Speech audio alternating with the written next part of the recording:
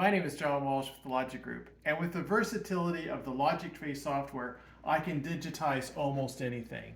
When I start the software, I just come up here and click the Change button, and now it tells me the tasks that are available. I can digitize a pattern for CNC, digitize a pattern for apparel, I can perform takeoffs and calculate, and I can calculate points.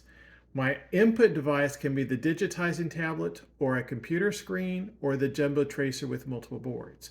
So I'm going to come in here and click trace a pattern. I click continue, and now I can digitize closed shapes, open shapes, and unconnected points for my CNC. Come in here and click change. I'm going to switch now to an apparel. I click continue.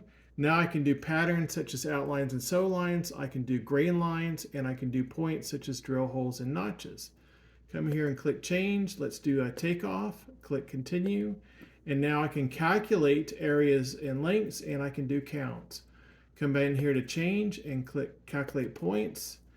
Click continue, and now I can digitize curves and points and gets those values.